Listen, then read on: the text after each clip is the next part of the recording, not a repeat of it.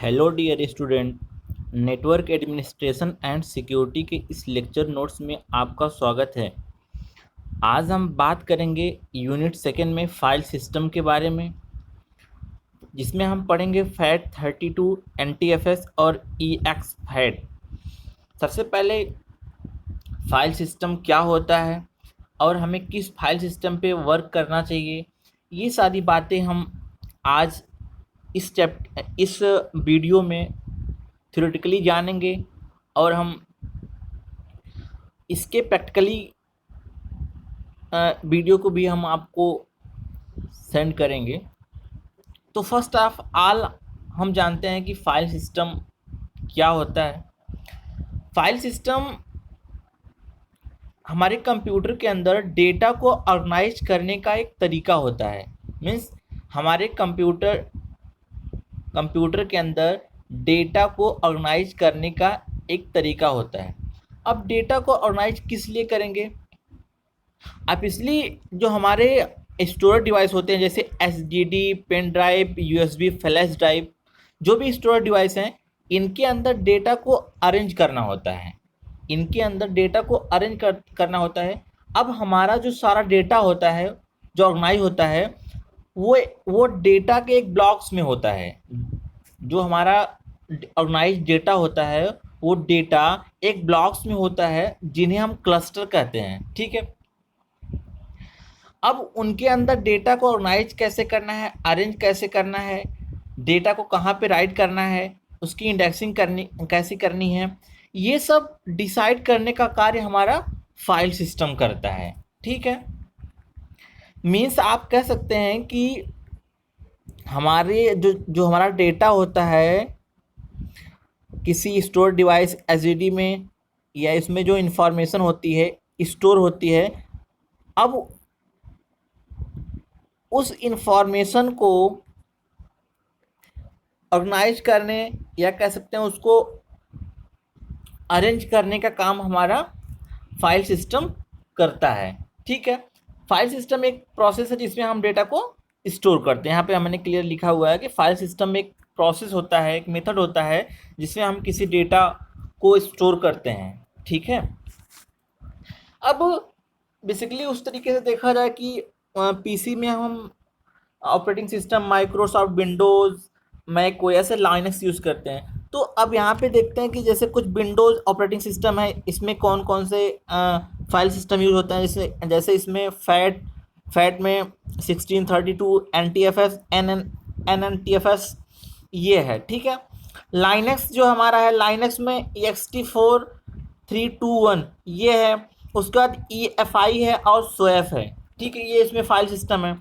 जो ext4 होता है, यानी कि जो लाइनक्स में ext4 फाइल सिस्टम यूज होता है, ये क्या होता है, ये मोर सिक्योर होता है। मीन्स ये इसमें वायरस का अटैक कोई इफेक्ट नहीं होता, यानी कि मोर सिक्योर होता है फ्रॉम वायरस अटैक।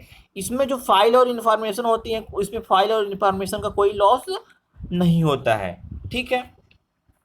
ये सारी चीज़ें। अब हम बात करते हैं FAT32 के बारे में। FAT32 का नाम फाइल एलोकेशन टेबल्स है। ठीक है। फाइल एलोकेशन टेबल्स है। ठीक है।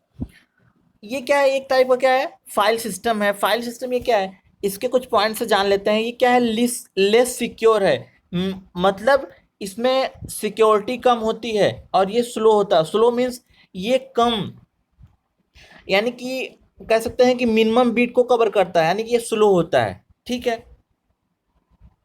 नो सिक्योरिटी, यानी कि अगर आप लेस सिक्योर है तो इसमें सिक्योरिटी प्रोवाइड नहीं होती है। ठीक है। इंक्रिप्शन नॉट सपोर्टेड, ये इंक्रिप्शन को सपोर्ट नहीं करता है। मीन्स हम किसी फाइल को अगर इनके अंदर इंक्रिप्ट करना चाहें तो हम नहीं कर सकते हैं। ठीक है। अब इसकी मैक्सिमम फाइल साइज क्या होती है, इसके अंदर जो मैक्सिमम फाइल साइज होती है वो 4 GB तक की होती है। ठीक है। इसका अगला पॉइंट है कंप्रेस टेक्नोलॉजी उतना यूज नहीं हो पाती। मीन्स इसके अंदर हम किसी भी डेटा को कंप्रेस नहीं कर सकते हैं। कंप्रेस मीन्स किसी भी डेटा पैकेट को किसी भी डेटा के अमाउंट को, यानी कि रिड्यूस डेटा अमाउंट, यानी कि मान लीजिए अगर कोई डेटा अगर 10 MB का है तो उसको हम कंप्रेस करके 7 MB या उससे कम नहीं कर, यानी कि इसमें कंप्रेशन नहीं होता है। ठीक है, अब बात हुई अगला पॉइंट कि बिट लॉकर प्रोवाइड नहीं होता, यानी कि इसमें बिट लॉकर प्रोवाइड नहीं होता है या ये बिट लॉकर को सपोर्ट नहीं करता है। ठीक है, अभी हम आगे बिट लॉकर के बारे में इसका डिस्कशन करेंगे। ठीक है, अब बात करते हैं NTFS के बारे में। NTFS जिसका पूरा नाम है new technology file system, new technology file system इसका पूरा नाम है, जो जिसे 1993 में विंडो NT के नाम से आया था। ठीक है, और यह ऑपरेटिंग सिस्टम के लगभग सभी विंडो के सभी वर्जन तथा फाइल सिस्टम में प्रयोग किया जाता है, यानी कि कह सकते हैं कि ऑपरेटिंग सिस्टम, यानी कि सभी ऑपरेटिंग सिस्टम में यह फाइल सिस्टम यूज होता है। अब इस NTFS की जो मैक्सिमम फाइल साइज होती है वो 16 TB की होती है। ठीक है, यानी कि इस फाइल सिस्टम में स्टोरेज डिवाइस 16 TB तक स्टोर कर सकती है। ठीक है, अब इसके पॉइंट्स को जान लेते हैं। इसमें क्या है, इंक्रिप्शन अप्लाई होता है, मीन्स इसमें किसी भी डेटा पे हम इंक्रिप्शन अप्लाई कर सकते हैं या इंक्रिप्शन को लगा सकते हैं। और ये क्या होता है, ये फास्ट होता है। फास्ट मीन्स ये मैक्सिमम बिट को कवर करता है।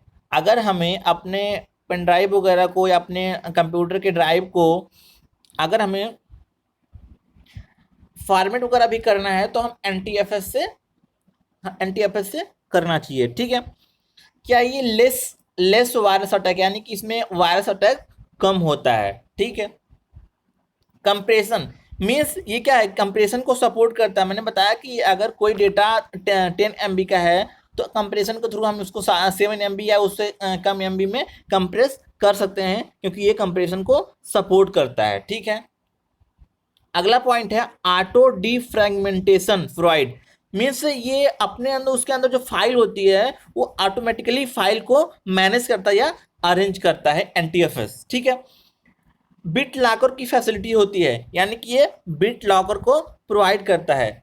मान लेते हैं अगर हम NTFS को यूज़ करते हैं, NTFS को हम यूज़ करते हैं तो हम क्या पाते हैं, data or file or folder को हम इनक्रिप्ट कर सकते हैं, यानी कि किसी भी डेटा को, फाइल या फोल्डर को हम क्या कर सकते हैं, इंक्रिप्शन लगा सकते हैं या इसको इनक्रिप्ट कर सकते हैं। कंप्रेस, मैंने बताया compression means reduce data amount, यानी किसी भी डेटा के अमाउंट को हम कम कर सकते हैं, यानी कि रिड्यूस डेटा, अगर मैंने बताया कोई 10 MB का कोई डेटा है तो इसको हम 7 MB में यानी कि कंप्रेस कर सकते हैं।